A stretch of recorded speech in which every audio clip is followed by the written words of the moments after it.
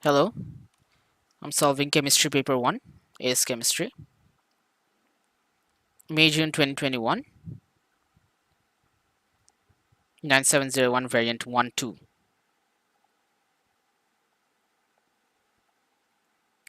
This is really important for your paper 1 exam next month. Let's begin.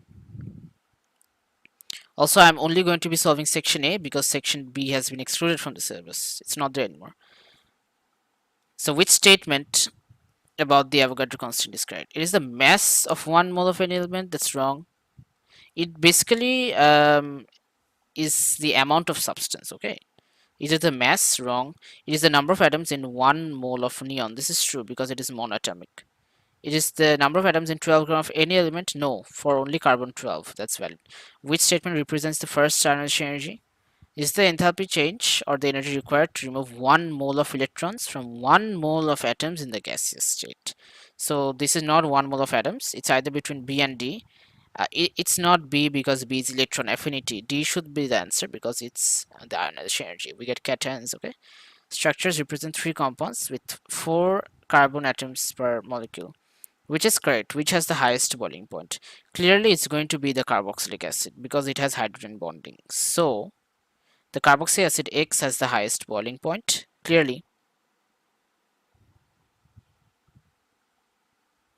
among these, okay? But now, there's an issue. There's actually an issue with Z. So if we compare this, like Y is an ester, it has no hydrogen bonding. So Y needs to have the least boiling point. That's how we cancel the others out. Y needs to have the least boiling point. What about X and Z? So X has hydrogen bonding, but Z is a salt. It has an ionic bond between these two species, right? That's why Z should have the highest boiling point. My bad. Okay. So it's a salt followed by the carboxylic acid, and then the least is the ester. The structure of alene is shown. Where are the bond angles? So let's look at this carbon. This is sp2 hybridized, so it's going to be 120 degrees approx. This is also sp2 hybridized, 120 degrees approx. Okay. What about this carbon? This is sp3 hybridized. It has 4 bond pairs. It should be 109 degrees approximately. 120, 120, 109. This is a very common question. You're gonna see repetitions. Plus Q contains this and R contains this. What will happen if we connect them together? We just need to use P1 V1 equals to P2 P2 V2. So let's start. 5 into 12 is equal to, what's the total volume at the end? 10 plus 5 is 15, right? 15 into the new pressure is 5 into 12 by 15 is 4. P2 is 4. What about the other one? For R, it's 10 into 6 is equal to 15 into new pressure. So 10 into 6 divided by 15, that is also, P2 is also 4. So if you add 4 and 4 to give the total pressure of 8, 5 is A. Sodium chloride, water, and air represent 3 states of matter. Which row is correct? Sodium chloride particles are held in rigid structure. True. Water can be easily compressed, air as well. To be honest, air can be easily compressed, but not water. For B, particles are stationary, particles move. This is wrong. Air can be easily compressed. For water, particles are not stationary. D, resistant to change of shape, cannot be easily compressed, can be easily compressed. D is the correct answer, okay? For 7, the reaction pathway diagram for the catalyzed reaction and the uncatalyzed reaction between nitrogen and hydrogen is shown, which letter represents the activation energy for the first step in the decomposition of ammonia in the presence of a catalyst. So we want to decompose ammonia, so we need to think of this backwards. So we are going to go from ammonia to nitrogen and hydrogen. So we have 2 hills. We can either choose D or C. So D is the one in the presence of a catalyst because this one has a lower height. Think about it. This one has a lower height. The activation energy has been lowered due to the catalyst. So you have to look at 2 things. The lower one first, and you have to think of this backwards, okay? So nitrogen and oxygen can react together to form nitrogen monoxide. What is the bond energy of the bond between NO? Okay, so we need to use information from the data booklet. The data booklet will no longer be provided, by the way, so it will be given in the info. Nitrogen and oxygen. Let's check it out. For nitrogen, the bond energy is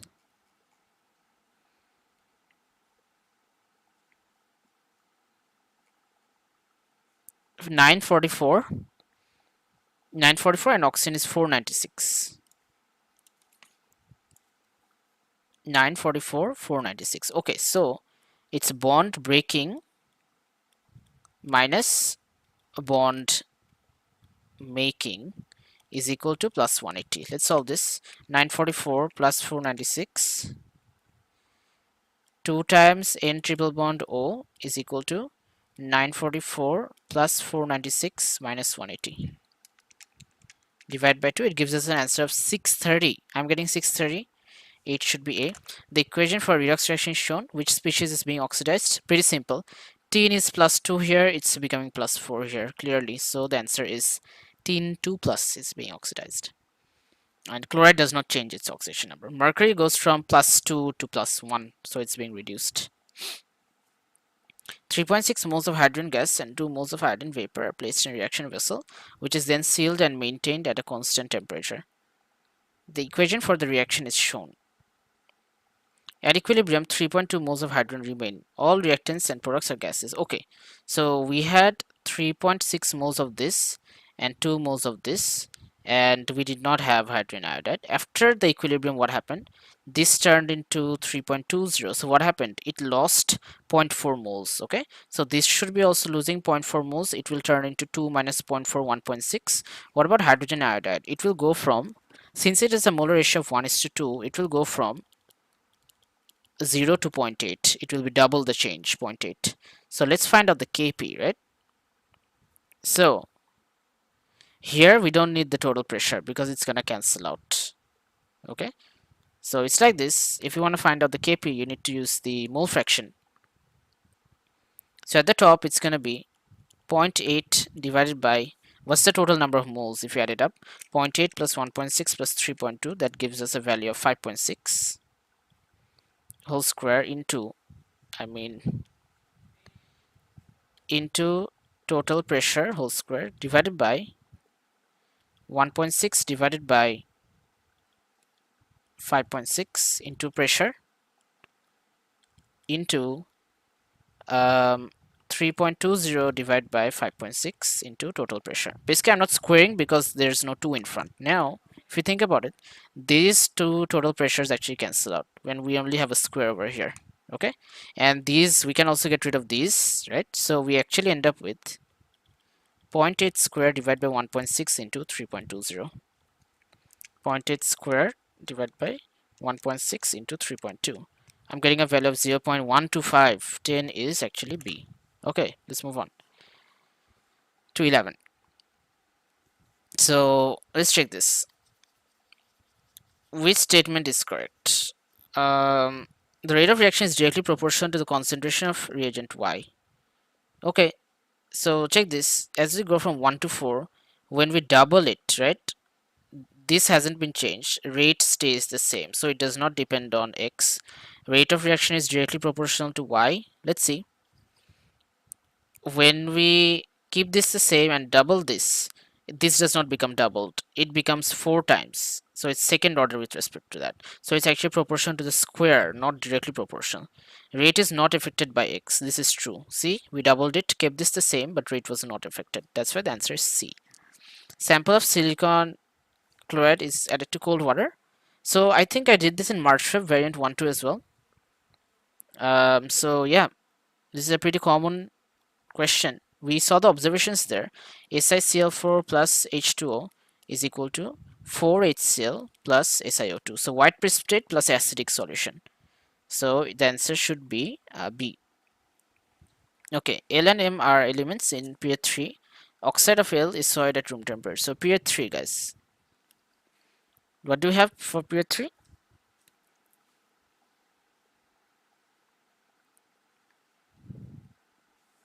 Basically sodium, magnesium, aluminium, right? These are the ones which are the metallic ones: sodium, magnesium, aluminum, silicon, phosphorus, sulfur, chlorine, and argon. So sodium, magnesium, aluminum, silicon,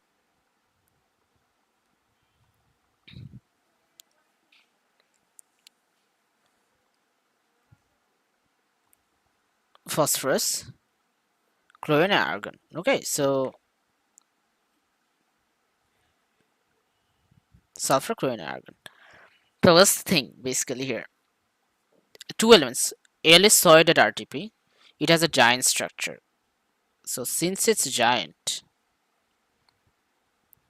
it can either be these ones or silicon oxide. It's not one of those. Now the chloride of L does not react with water. SiCl4 reacts with water. Okay, so L is not silicon. L is not silicon because the chloride does react with water. So it's either it's probably sodium because it dissolves in water, does not react with it. And argon is the only element in period 3 with a lower melting point than M.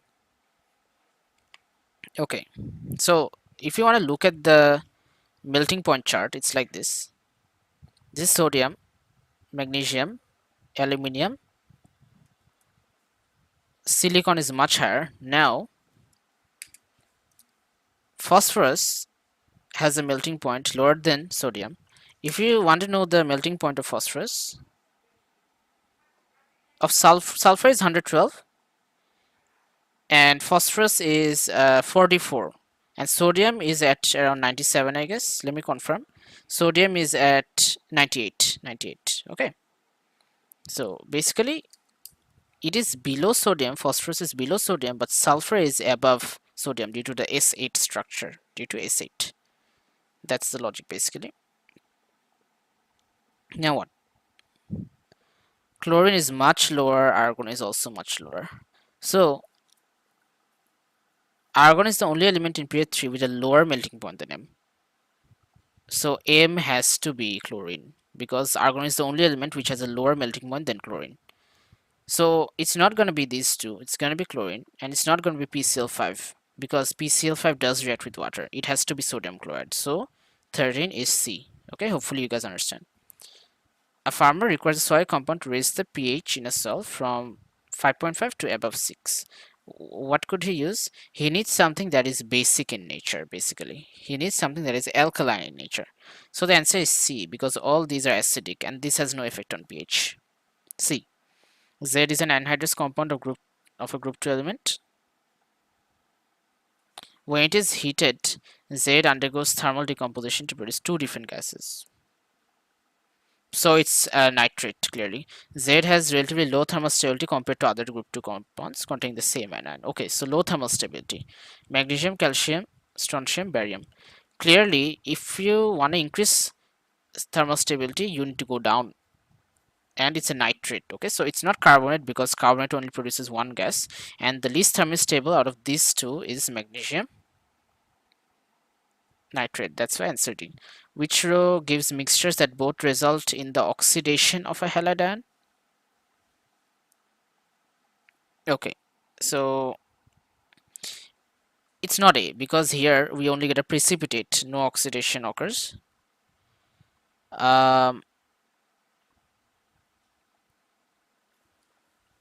H2SO4 cannot oxidize chlorine, so it's not B. Okay, look at D. SO4 can oxidize bromide to form bromine, that's correct. And bromine can react with iodide. Bromine can oxidize iodide, okay, because bromine is above chlorine, bromine, iodine. So bromine is above iodine, so it can actually oxidize iodide. So D is correct. Chlorine can oxidize bromide, this is true. But this reaction over here, this is an elimination reaction. What actually happens? CH3, CH, CH2. And we are going to get water as an NABR as the inorganic products. No oxidation reduction has taken place. So answer D. 17. Chlorine gas is widely used to treat contaminated water, which is responsible for killing bacteria. Remember, it's always the chlorate 1. Okay, plus 1, minus 2. So minus 1 total. This anion. What is the environmental consequence of uncontrolled nitrate? Basically, you know, eutrophication, right? So what is eutrophication? Low oxygen content in streams, which actually results in the algal bloom, right? And the fish die, the aquatic animals die due to that eutrophication. Okay, moving on to 19. Ammonia gas and hydrogen sulfide react together to form the salt ammonium sulfide. Okay.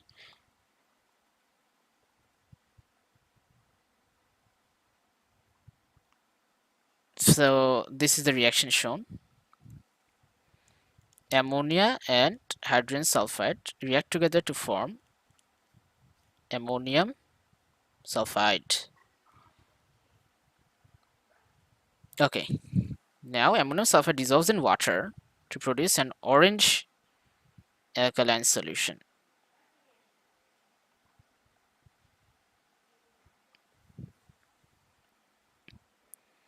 Okay.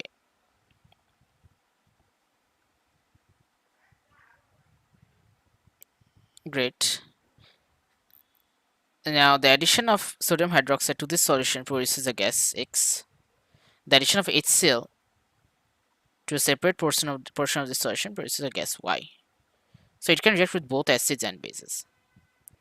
So basically, what's the acidic part here? The acidic part is this ammonium ion. Okay. So when you react an ammonium salt with a base, you're gonna get a salt. You're gonna get a salt, right? Maybe NaSH, who knows, water. You're gonna get a salt water and a base will be released. And since we have the ammonium salt, the logic is one hydrogen is lost minus one hydrogen, and we're gonna get ammonia gas. So gas X is actually ammonia. It can't be hydrogen sulfide. Now, when you react an acid to the separate proportion of this, what are we gonna get? Basically, it's like this. The acid will actually react with ammonia since it's basic in nature to produce the salt ammonium chloride, but it's not a gas, right? So here's the thing, the logic behind this is A and B are excluded, right? It's between C and D. It can't be D, it has to be C. Why is that? Because HCl is an acid. You can only get ammonia as a gas when you react the acidic salt with a base. If you react an acid with the ammonium salt, you can never get ammonia. This is totally impossible. So it has to be hydrogen sulfide. Clearly, it has to be hydrogen sulfide. There is no other way. So mainly, it somehow causes decomposition, right? And this is what we get. This is the reaction. Ammonium sulfide reacts with HCl. We are gonna get ammonium chloride. I told you, HCl reacts with ammonia to form this, right? And the remaining part, H2S, is released. It has a smell of rotten eggs. So this was a tricky question, but D couldn't be the answer. It had to be C, okay? Compound P is treated with excess hydrogen gas in the presence of nickel. What's gonna happen? All the double bonds are gonna be turned into single bonds. It's gonna be like this, okay? Now let's look at the number of chiral atoms. Let's start. So this is chiral 1. This is chiral 2. This is not chiral because it has two same groups, okay? So I got 2 for now. This is chiral 3. This is chiral 4. Okay. Anything else? This one is also chiral. That's it. We have 5 chiral atoms in total. 20 should be B.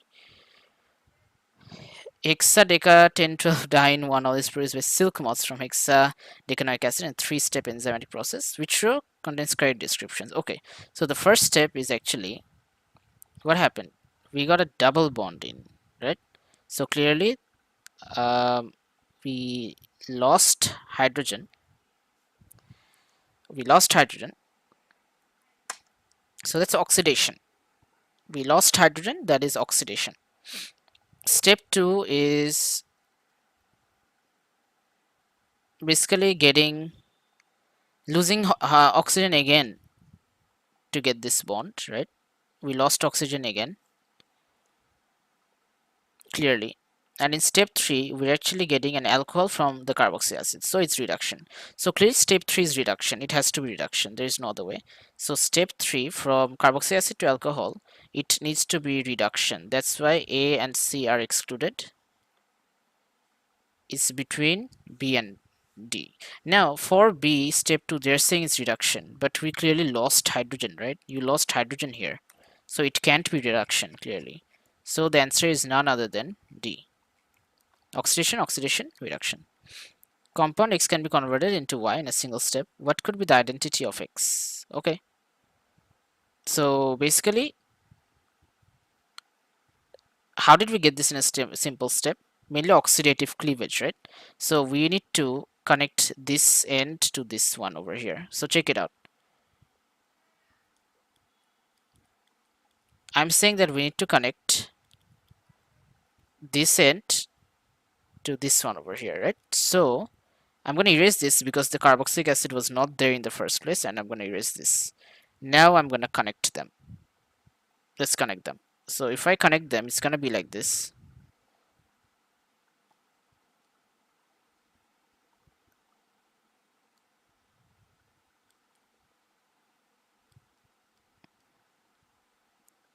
There's basically a connection between these two. There's going to be a double bond, so it's hard to draw like this. Why don't I just try breaking this? Check this out. So if I break this compound, what will happen? I'm gonna get a ketone over here, ketone, right, followed by carboxylic acid over here, carboxylic acid over here. Check the number of carbon atoms. It's 1 2 3 4 5 6 7. 1 2 3 4 5 6 7. A looks good. A looks good. A is the answer. I'm going to tell you what the others are wrong. Mainly because check this. Here, what are we getting?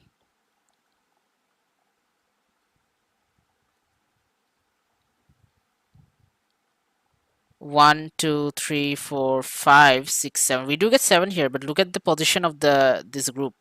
It should be just beside the carboxylic acid. Is it though? It's not. That's why B is wrong. And here we get 1 2 3 4 5 6 7 8. We have too many carbon atoms in C and D. It was between A and B. The position is not right in B, so the answer is A. Methane and bromine react by free radical substitution. P and Q are involved in the reaction mechanism. P and Q are both involved in propagation steps. They are both involved in termination steps as reactants. Okay, what could P and Q be? So this is it, right? So what happens in what's it called? Initiation. We get this, right? 2 free radicals. This is initiation. Now for propagation, what's going to happen? One of these will react with CH4 to get this CH3 free radical plus HBr. Then HBr will again react with CH3 free radical to form CH3Br plus the bromine free radical will be generated. And in termination, Br actually reacts with CH3 free radical to get CH3Br. So clearly, what are they? It's the bromine free radical and CH3 free radical for sure. No other way, right? So it has to be B. It's common always. See, they were involved. Okay, next. A few drops of 2-bromopropane were placed in a test tube. An equal volume of aqueous silver nitrate was added. A precipitate was formed. It was repeated with iodopropane. So for 2-bromopropane, the color will be cream. Okay, silver bromide is cream, but it will be faster with iodopropane. Why? Because the Ci bond is longer and weaker, so it's faster with iodopropane. Answer C. Next, sodium methoxide reacts with 2-chloro-2-methylpropane. So 2-chloro-2-methylpropane. This is a tertiary halogen alkane. It will undergo SN1. So for SN1, we do not get this transition state. We get a carbocation. So it's between this. And what's the product gonna be, guys? The nucleophile is CH3O. So the product, we're gonna get the carbocation, this first, and then this group will be added. The CH3O group will be added. So this is the product that we're getting. So it's CH33COCH3. The answer is A. Okay, clearly this is the electrophile that's attacking the nucleophile, I mean. Now for Alcohol X reacts with concentrated sulfuric acid to produce a mixture. Two of them are structure isomers of each other. So basically dehydration reaction is occurring. Hexane-2-ol, CH3, CHOH, CH2, CH2, CH2, CH3. So it can either be CH2, CH, CH2, CH2, CH2, CH3, or CH3, CH, CH, 1, 2, 3, 4, 5, 6. So think about it. If it was pentane 1-ol, guys, we would only be getting one product. Since it's hexane 2-ol, we can either from the double bond to the left or right, which is why the answer should be A, since these are structure isomers of each other. It's either hex 1 in or hex 2 in. That's the logic. And for pentane 3-ol, what's the issue? Check this. Since the compound is symmetrical, we're actually getting the same compound. Doesn't matter if we go left or right. And in propane 2-ol, there's only one possible product as well. CHOH, CH3. Only left or right. That's why the answer is A. Which reaction will form a strong organic base? Okay. So organic bases. Ethanol and acidified sodium dichromate. We're gonna get ethanoic acid. That's an acid, not a base. Next, ethanol and hot aluminum oxide. We're gonna get ethene. That doesn't work. Ethanol and sodium. What do we get? CH3, CH2O minus Na plus. This is a strong base. Remember that. Ethanol and hydrogen chloride gives us the halogen alkane, ethyl chloride. So this is my answer is C. Ethoxide ion. It's a strong base. Which reaction is for the formation of C2H5CHOHCN? Nucleophilic addition, basically. We are getting a hydroxy nitrile. So for nucleophilic addition,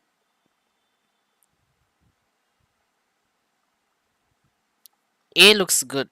A looks good.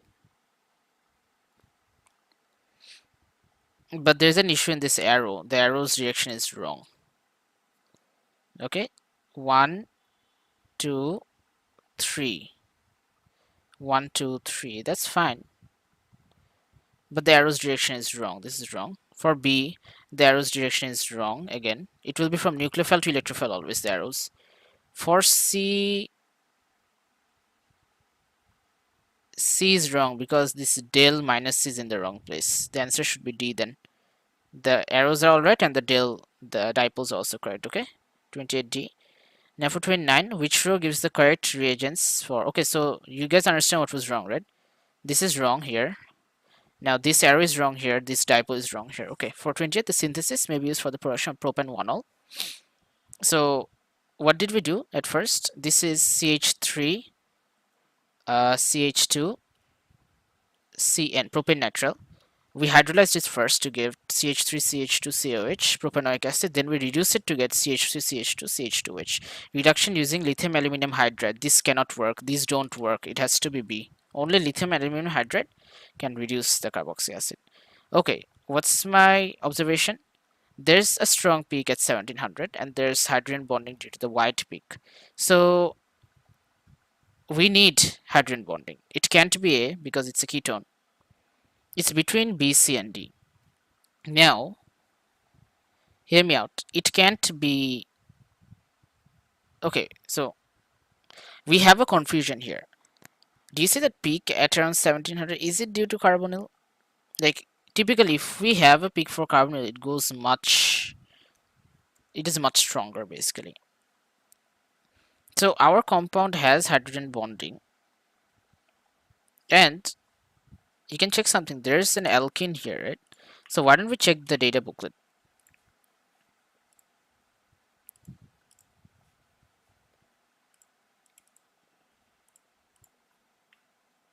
Wait up.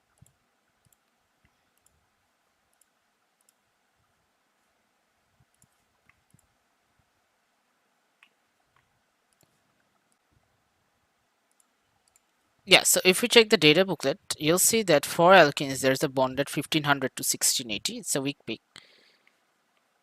at 1500 to 1680.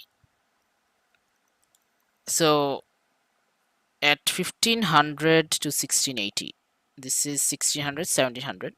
This is actually a weak peak, my bad. It's not a strong peak. So this actually refers to the alkene.